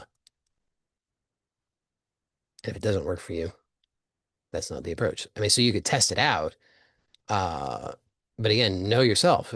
If that seems like not for you, just to even test it out, then maybe don't do that right now. Uh, if, on the other hand, you're the sort of person you say, it would be fine for me to test it out, and that way I'll know what that's like, then test it out. I mean, you could just test that out. What's it like to just let go, like diving off a diving board? Find out. And if that ends up being sustainable for you, great. Now you know that. And if it doesn't end up being sustainable, then now you know that. And then you can approach it a slightly different way.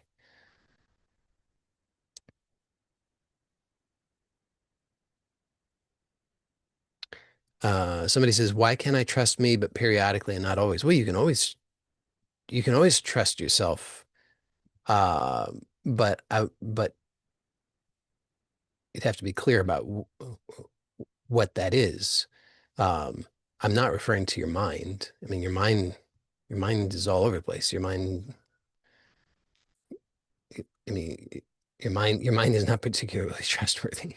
It's nothing about you in particular. It's just in general, minds are not trustworthy because they'll say, do this, do that.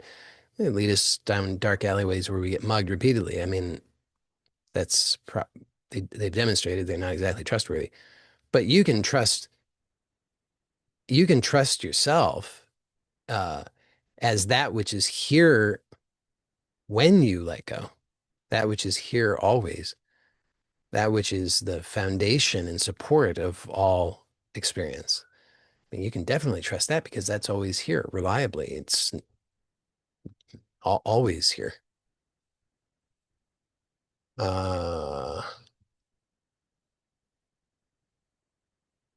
you say, how can I perceive people being more risky than doing hitchhiking in the jungle in Cambodia? Well, it's because we can imagine anything. I mean, anything you want.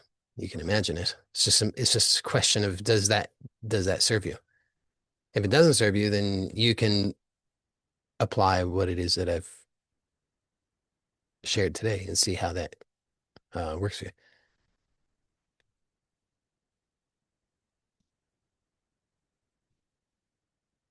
Somebody says, "Oops, wish it will be just a dream after death." Well, what about now? Why wait? I mean, you can that's kind of what the invitation is. You could notice that you don't have to wait until certain conditions. You can discover that freedom now.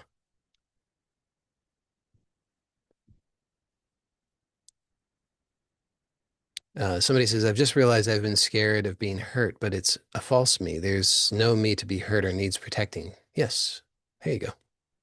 That's exactly right. And uh and usually it takes as long as it takes in order to fully integrate that. And so life will present the opportunities to fully transform and integrate that in your life. So you glimpse it here, and then there will be opportunities for that to other angles on that to be integrated.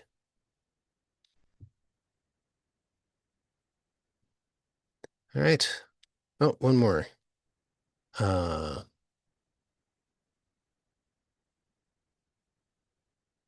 yeah. So this says, I have fear of simple things of life with people. So how is it? I'm not scared of doing a lot of things people are scared of, and at the opposite of them, I have fear for simple things of life with people. So how is it possible? Same thing that I said before. So that was how I understood the question that you asked before. So same response, which is that we it has to do with what you're imagining. So when you imagine about uh,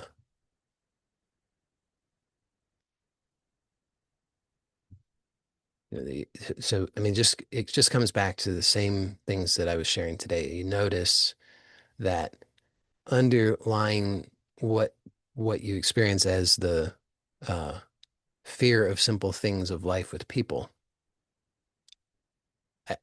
I, I read that you understand what I mean. I'm just going to elaborate for anybody else who is not yet clear about it, because other people will have the same question. So uh, the simple the fear of simple life with people. Uh, there's there's something that triggers this sense of fear, and then there's tension, and then the we're trying to avoid that tension, and our focus goes to all of these other things, anything and everything other than just noticing right here. There's just this sensation, this tension, and I can just invite this possibility now of being here, allowing for this openness, not trying to force it, but just allowing. And through that exploration, what will start to happen is there's this actual experience of this openness. And through that, there's the revelation, and it's a direct revelation. It's not an intellectual revelation. It's direct revelation. I am I am here. I'm I'm beyond safe. There's all of the things that I was afraid were going to harm me. They can't harm me. Those were it makes no sense. I am here in a way that cannot be harmed. Again, it's not an intellectual thing. It's a direct realization. Of course, then your mind might come back in and cast all kinds of doubts on that. So it's a process, That's why I've been suggesting I find a gentle approach, a progressive, gentle approach tends to work best. These more aggressive approaches that some people advocate for, I just don't, they don't align with my uh, preferences or my constitution. So I can't say they're wrong, but I can only really speak from my own experience. And what I've found is that a gentle, progressive approach seems to be perfectly fine, which is just let me just explore and inquire into what's here now. If I'm feeling uncomfortable or afraid right now, okay, let me just notice what's here. Oh, there's tension, there's thoughts about it, but underneath that is just tension, agitation. I got to do something. I got to get away from this. So, but there's no actual danger. So let me just be curious about this and invite this possibility of openness and see what happens.